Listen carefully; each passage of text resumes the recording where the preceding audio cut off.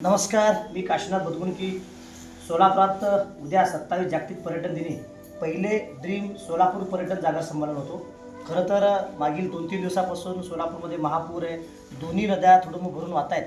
पण हा कार्यक्रम घ्यायचा का न घ्यायचा असताना देखील आम्ही हा डेअरिंग करतो की उद्या शेतकऱ्यांसाठी हा कार्यक्रम घ्यायचा आहे. आपल्या बळीराजावरती आसमानी सुरमानी संकट आहे, परंतु त्या संकटाला आपण मदत करायची.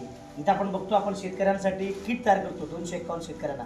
आणि आपण उद्या जामगंडे लॉन्स जुळे सोलापूरमध्ये जे कृषी पर्यटन शेतकऱ्यांच्या ब्रँडिंगसाठी, शेतकरी ते ग्राहक विक्रीसाठी, विशेषतः आमच्या सोलापूरचे पोलीस अधीक्षक आदरणीय श्री अतुल कुलकर्णी सरांनी जी संकल्पना केली आहे शेतकऱ्यांना थेट विक्रीसाठी, त्यांनी ऑर्गॅनिक माल जे ग्रामीण पोलिसांच्या ठिकाणी ठेवलेले आहेत त्या मॉलच्या माध्यमातून आपण शेतकऱ्यांना जोडतो.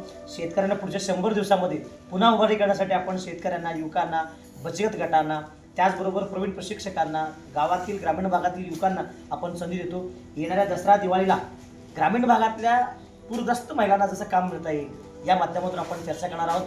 कृषी पर्यटन, सोलापूरचं ब्रँडिंग, आता विशेष म्हणजे इझी ब्रिझी जे आमची ब्रँड आहे, जगातलं पहिलं ज्वारी आणि रागीचं जे तयार पीठ आहे त्या संदर्भातलं पण लोकांना आपण अवेअरनेस करतोय.